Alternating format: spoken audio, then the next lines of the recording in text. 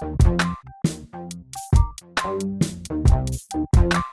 here with the Digital Digest, and today I wanted to share a quick unboxing and first look at the Steam Deck. Now, I pre-ordered this back in August, so as you might imagine, I am excited to finally have this in my possession and be able to share it with all of you.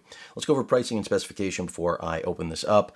You can go with the 64 gig model, that is the entry-level unit, for $399, or step up to what I picked up, the 256, which will set you back $529, or the half terabyte finally, which is $650 US.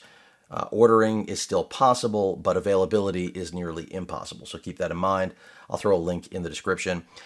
So basically what you're getting here is an ultra-mobile PC for, again, the pricing I just described, which is a complete bargain for the specs I'm about to give you, that runs Linux out of the box. It's really Steam OS 3.0, and it will give you access to your Steam library. And then, well, the possibilities seem limitless, but of course, compatibility is the struggle among many other things. With that out of the way, the display is a 7-inch 60 Hz 1280 by 800 res IPS panel, 400 nits of brightness.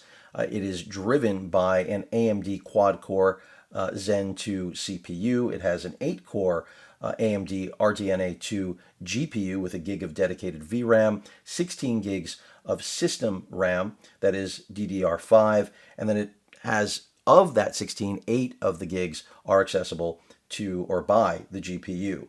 40 watt-hour battery, and with that said, let's get this thing out of the box. Now, I did already crack it open because I was under the impression there would be some form of retail packaging, but alas, there is not. But I assure you, I have not actually opened this thing up. So we are greeted with basically just a heads up, start charging it, and we will.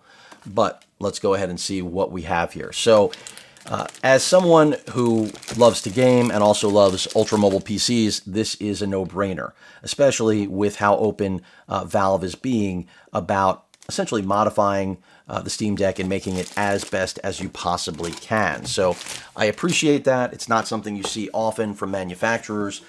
So hopefully this is going to live up to the hype. Now, a lot of early critique of the Steam Deck has been mixed because a lot of people, well, they were expecting much more polished product, but I, on the other hand, really wasn't. And that's because when you look at the other competing products with this, they are all essentially Windows-based, which that's okay, but they're very expensive for very similar specifications and overall performance, essentially Ultrabook specs that will set you back in an Ultrabook, I would say a price of around $600 to $800.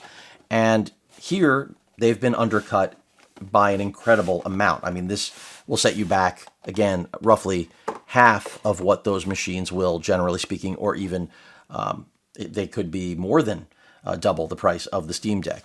And of course, going with the Steam Deck, you are getting the Valve branding and access to the Steam library, as I mentioned before. So I actually had to stop the video because, as you can see, there is a little Steam tag that is threaded through as a lock, so to speak, on the zippers here.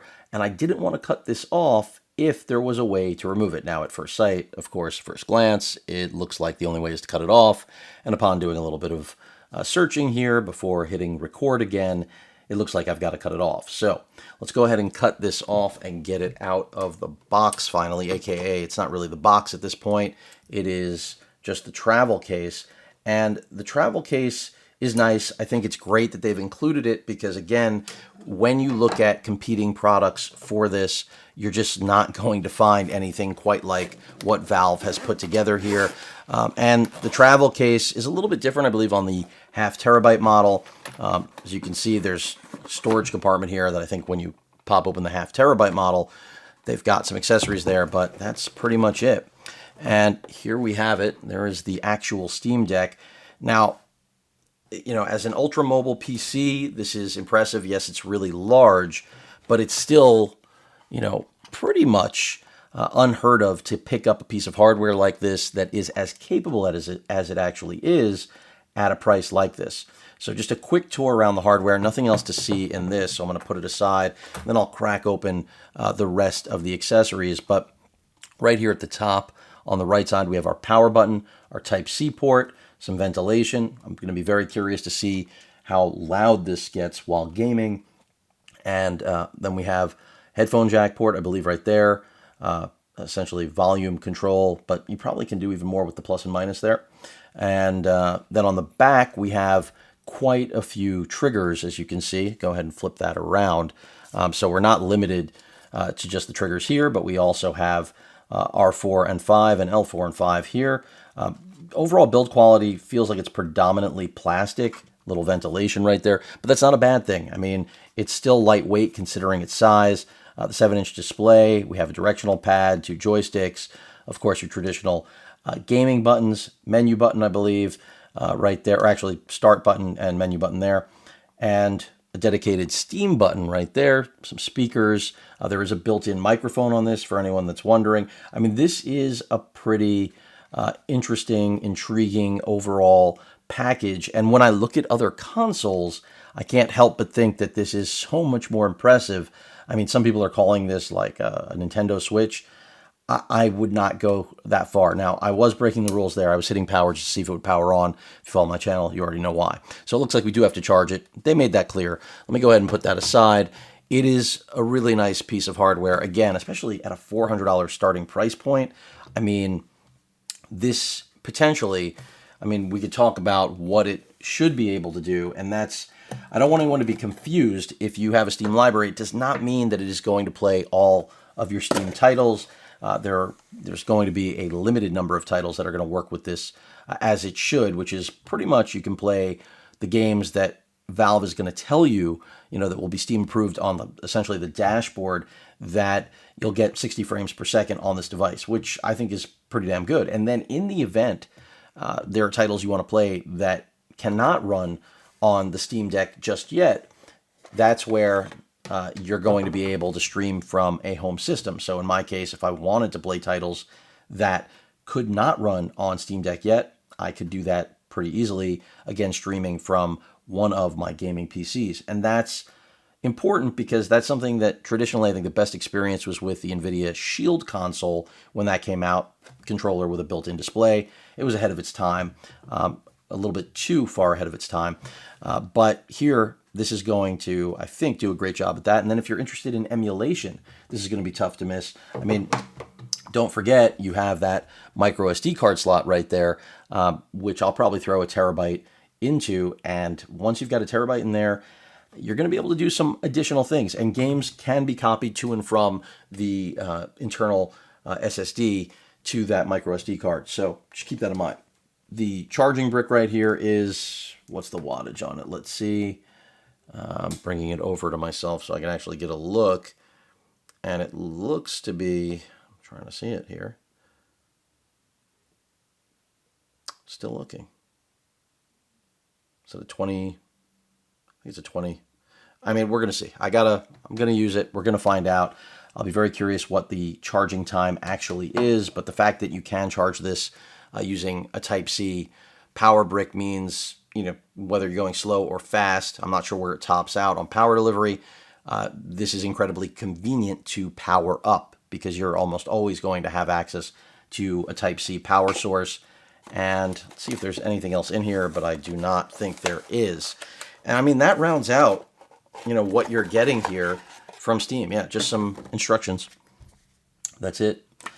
And this, again, for me personally, will I end up installing Windows on here? Possibly. I mean, that to me is part of the intrigue. And I may end up reviewing some competing products, but one thing is for sure, even if those competing products on paper seem to be a better device, they are not going to be as affordable, and they will not have the backing of Valve. And that's a big deal if you're a PC gamer going on 20 years of being a Valve or Steam user. And it's just something where this is going to change the way PC gaming can be consumed and take it away from its traditional form factor, make it portable in a way that other companies are trying, but Steam really has the positioning to deliver on. Now, I've got to start using it. We're going to find out if it actually is, hopefully it's as good as I'm estimating. I'm not expecting a completely finished product in that this is a first attempt That means I'm going to be a lot more forgiving than other users, and most outlets have been calling this unfinished, and I understand why. But anyone who's really an enthusiast, not just gamer, but also tech enthusiast, I think is going to end up wanting to have a piece of hardware like this, regardless of how many editors out there tell them it's not ready for prime time. So there it is. Again, the Steam Deck from Valve, a ultra-mobile PC running a Linux-based OS that is going to let you game in a whole new way, not only in terms of being portable, but I'm talking about the library. And then we'll see what we can do in terms of throwing other operating systems on there, although I know it's been hit or miss. The point is, Valve wants people to experiment, and that's a good thing if you're okay with it. Otherwise, you probably want to stay away from that. Any questions or comments, please feel free to post them at that like button. And as usual, please feel free to subscribe, and please stay safe. Later.